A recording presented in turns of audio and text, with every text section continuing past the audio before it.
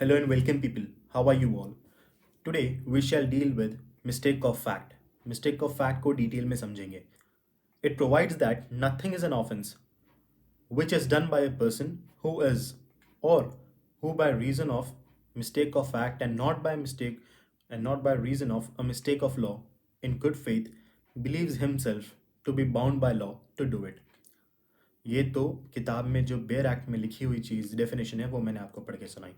अब साधारण भाषा में सिंपल वर्ड्स में we may say that section 76 states that if someone by mistake of fact, अगर कोई तथ्यों की भूल से, मिस्टेक से, and not by mistake of law, यानी कि मिस्टेक ऑफ लॉ नहीं होनी चाहिए, मिस्टेक ऑफ फैक्ट हो सकता है, ये सोचता है कि he is bound by law to do a certain thing, that shall not be considered to be an offence. वो ऑफेंस नहीं माना जाएगा. इसीलिए ये सेक्शन 76 से शुरू होते हैं और जनरल एक्सेप्शन की कैटेगरी के अंदर आते हैं.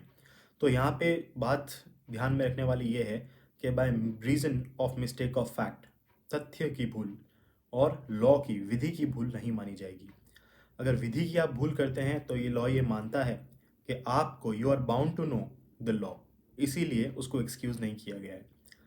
Now let us consider the 3 essential ingredients of the section. इस पर्टिकुलर सेक्शन में 3 एसेंशियल बातें हैं. अब वो क्या हैं? Firstly, person should be bound by law.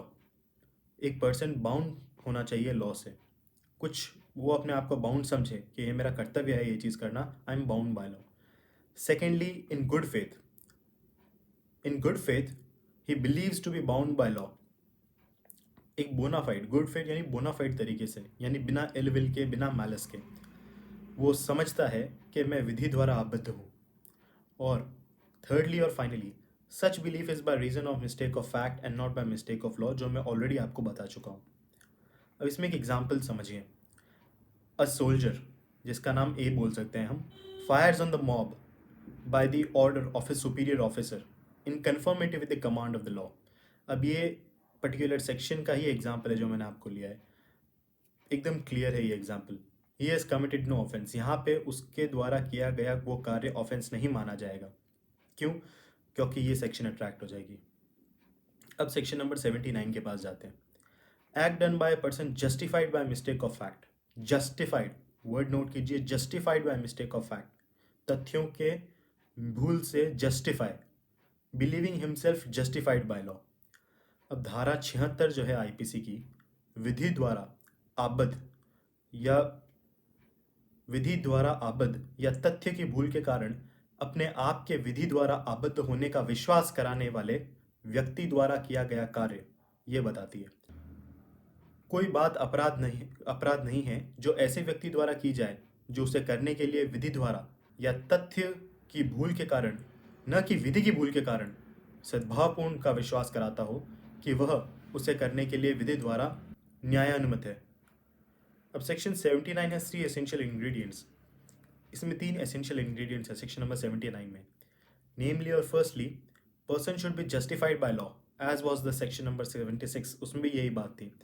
So this point remains the same. और secondly, in good faith believes himself to be justified by law. और thirdly और finally, such belief is by reason of mistake of fact and not by mistake of law, जैसा पहले बताया था हमने. The only difference is in the literal interpretation of the word justify और bound. ये justify होना और bound होना.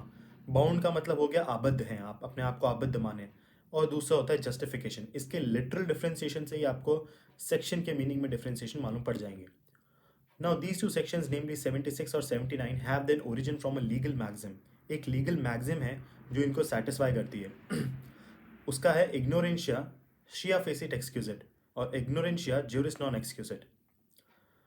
Before moving forward, I will request you people to please subscribe the channel so that the next section is easily understood to you. If you subscribe, you shall definitely receive updates from me and the latest videos as well. So the next section is section number 77. Now there is nothing much to look into this section. Act of judgment, acting judiciously.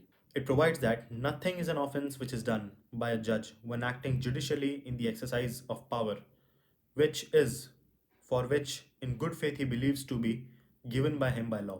So this section is self-explanatory. इसमें कुछ समझाने वाली बात नहीं है. अगर public servant है, जैसे जज हैं, वो कार्य करते हैं, तो उसको आप क्वेश्चन में नहीं ला सकते। Act done pursuant to the judgment और ऑर्डर ऑफ द कोर्ट, इसका सिंपली मीनिंग ये है कि एनी प्रोनाउंसमेंट बाय अ जज of a court of justice shall not be considered an offense, notwithstanding the court may have had no jurisdiction to pass the judgment। यानी कि भले ही court के पास ये jurisdiction नहीं है उस पर्टिकुलर सेंटेंस को पास करने का, परंतु अगर उसने किया है तो उस वजह से वो खारिज नहीं किया जाएगा। Now we come to the end of the video. Here I request you people again to subscribe and share the video. Thank you.